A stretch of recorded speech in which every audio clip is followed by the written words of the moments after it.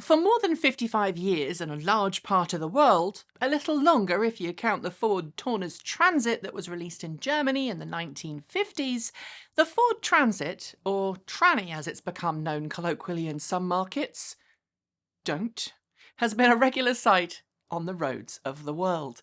And today it made its first step towards a new chapter with the global reveal event of the 2022 Ford e-Transit, a fully electric transit that Ford says will play an integral part in its transition towards a zero tailpipe emission future. Today, we're going to go over what we learned from Ford's official reveal event, but first, I think it is important to note the historical importance of the Transit brand and detail why it going electric is such a big deal. Because while many countries are more than familiar with the Transit, some markets, mainly those in North America, are far less familiar. In its 55-year history spanning a total of 4 different generations, the Transit has been used as a delivery vehicle by millions of people. It's been used as a mobile base of operations for independent contractors and fleet operators. It's been available as both a commercial van and a chassis cab variant, with everything from car transporter to pickup bodies available. If you can think of a work-related duty for a vehicle, the chances are a Transit has done it at some point or another. And of course in Europe, it gave rise to the term white van man, a derogatory term used to describe the usually aggressive and often dangerous driving style of those who drive usually white transits for their work, often with little or no regard for other road users or in fact their own vehicle.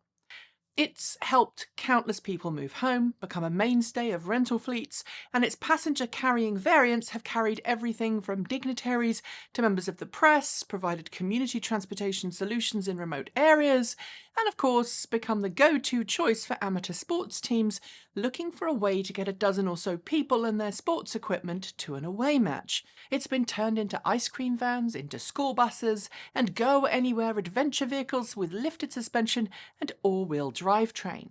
And in Europe, you'll very often see it in duty as a police prisoner transport vehicle. In the US, the Transit doesn't quite have the same heritage, as it wasn't introduced into North America until 2013 in its most recent generational guise.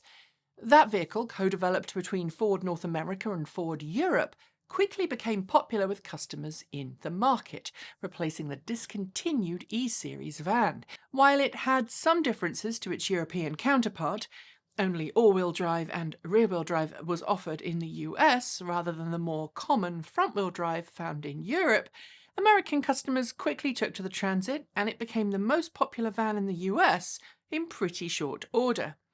Which brings us to today's announcement and reveal of the 2022 Ford e-Transit.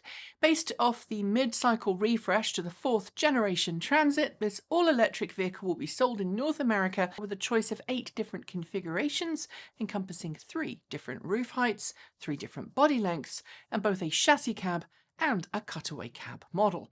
The cutaway cab, for those interested, is essentially designed for coach building companies to design and build specialist bodies for the Transit, ranging from things like ambulances and food trucks through to RVs. In Europe, a total of 25 different variants will be offered for sale. Ford was keen to point out in its press event this morning that it wants the Ford e-Transit to offer decent load-carrying capabilities, quoting the North American e-Transit as having a target maximum payload of 3,800 pounds. That's 1,723 kilograms. The cutaway versions, meanwhile, will be rated for up to 4,290 pounds. That's 1,945 kilograms. As those who are in the courier business will attest as well, it's not always just payload weight that's important, but also total cargo volume. According to Ford, if you pick the highest roofline and longest wheelbase variants of the van, you'll be able to carry 487.3 cubic feet of cargo, or if you prefer, just shy of 13,799 litres. Powering the e-Transit is a single 198 kilowatt, 266 horsepower electric motor. It develops up to 316 pound-feet, a little under 430 newton meters of torque. Powering the rear axle, which itself has been redesigned to include a heavy-duty semi-trailing arm suspension, the Ford e-Transit hasn't been built for speed per se, but for heavy-duty robustness. Under the load bay floor is a lithium-ion battery pack with a usable 67 kilowatt hours of capacity. Because the e-Transit is sold in several different variants, and the more surface area at the front of the vehicle, the higher the drag the vehicle will experience, and thus vehicles with higher rooflines will have poorer energy efficiency than those with lower rooflines. Well, range depends on which vehicle you buy. Ford quotes approximately 126 miles of range, that's 202 kilometers per charge, for the lowest roof, most aerodynamic Ford e-Transit. That drops to 108 miles, 173 kilometers per charge, for the highest roof variants, those figures being on the EPA test cycle. It's not clear, though, if those figures include a laden vehicle or not, and I'm trying to find that out. When I know, I will of course share. In Europe, the overly optimistic WLTP test cycle says the e-Transit will manage, quote, up to 350 kilometres, that's approximately 217 miles, on the combined test cycle. But as we all know, the WLTP test cycle is usually a little hard to achieve in the real world. If you're looking at that and complaining about how poor the e-Transit's range is, you're probably not alone, but when you consider the fuel economy of a petrol or diesel-engined Transit compared to, say, a family hatchback or crossover with an ICE engine, you'll still see that the large commercial vehicle is always going to have less impressive economy. Sadly, that is physics. Even a pickup truck is generally better as it has a smaller frontal area and usually doesn't have quite as much bulk to carry around all of the time, which of course affects the vehicle's drag. The other thing to bear in mind is that while there are some rural delivery routes for companies like UPS and FedEx that are in excess of several hundred miles or several hundred kilometres a day, most urban and suburban routes are anywhere from 10 to 20 miles all the way up to around 160 miles. If we assume that as an average a delivery truck driver should be able to manage a day's delivery on one or maybe two charges, we won't be far off. Which brings me to charging. The e-Transit features DC quick charging as standard, and it's charging its liquid-cooled battery pack at up to 150 kilowatts peak at compatible DC quick charging stations. A 15-minute charge could add up to 45 miles of range, which means a standard half-hour lunch break should give a truck enough range to complete its daily duties. While there will undoubtedly be those independent contractors who require more range per day than the e-Transit can offer, it's also worth noting that for the overwhelming majority of self-employed business people who would own such a vehicle, think plumbers, electricians, builders, and other skilled tradespeople, they're likely only going to cover a fairly small radius of their homes in all but extremely rural locations. As a side, I should throw in here that the e-Transit can also be configured with an onboard 2.4 kilowatt inverter, which should allow tradespeople to power tools on site without needing to rely on a separate petrol-powered generator. That in of itself should make for a more pleasant work environment. Which brings me to the connected onboard systems that Ford is promoting for the e-Transit. Like the upcoming Ford Mustang Mach-E, the e-Transit will come with a suite of telematics as standard, thanks to a built-in 4G connection. This will allow owner-operators to check on their e-Transit's state of charge, precondition the cabin, and do all of the other things that regular electric cars with telematics can do. But Ford is offering a fleet-connected service too that allows companies with fleets of e-Transits to know everything about their vehicles in real time, including who is driving, where they are en route, and what their vehicle's state of charge is.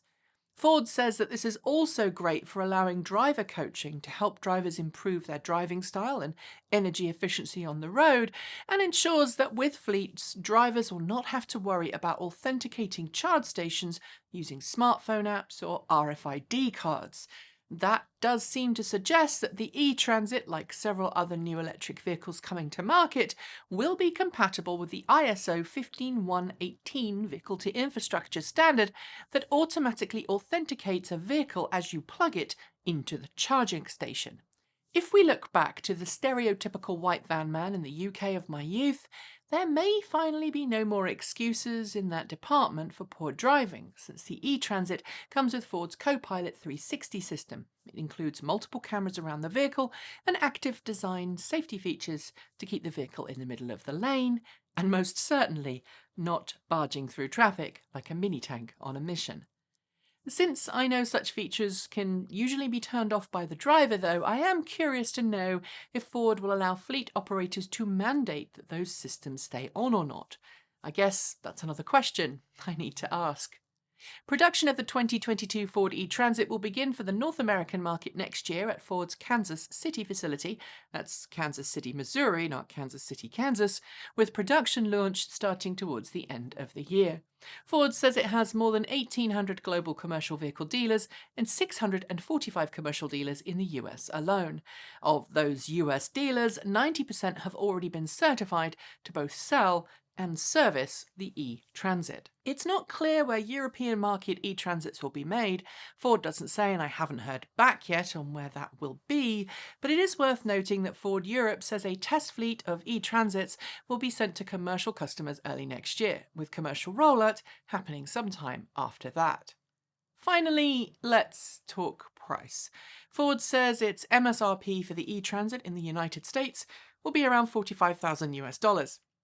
That's about $10,000 more than the ICE cargo van starts at, and about $5,000 more than the ICE passenger van starts at.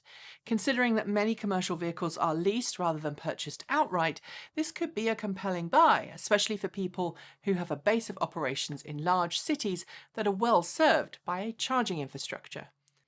As the first North American electric cargo van to head to market, there are other electric vans on sale already in Europe, like the Mercedes-Benz e-Sprinter, Renault Master ZE, and PSA's trio of sibling electric vans, to name a few. I'm really quite keen to see how the e-Transit is received in North America, if only because it's going to be coming to market ahead of the Ford F-150 electric pickup, a vehicle I really hope offers a vast improvement on the e-Transit's range, or yeah, it's not going to sell well because pickups are used very differently to vans. I guess we'll have to wait and see on that one, eh? That's it for today. As always, thanks to the folks on my right for being our $15 to $49 a month Patreons. Special thanks to our $50 a month patrons. That's John Lyons, Regine Fellows, Jeffrey Songster, and Tazler in the Gong. And our deepest gratitude to our $100 a month Patreon supporters. That's Marcel Ward, Reggie Watts, JP Fagerback, Sean Ueda, Will Graylin, and Ian. You can join all of these amazing Patreon supporters by following the links below, or you can send us a donation through Ko-fi or Bitcoin. Below, you'll also find a link to our free Discord server, which costs nothing to sign up and join, so come and join in the fun. And if you're in need of some swag just ahead of the holidays, do check out our merch store over at Redbubble.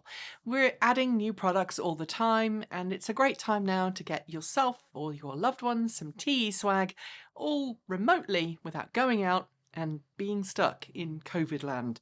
After the names are finished scrolling, you'll see a suggestion for a new video, so please consider watching it if you haven't, and I will be back very soon. Thanks for joining me, and as always, keep evolving!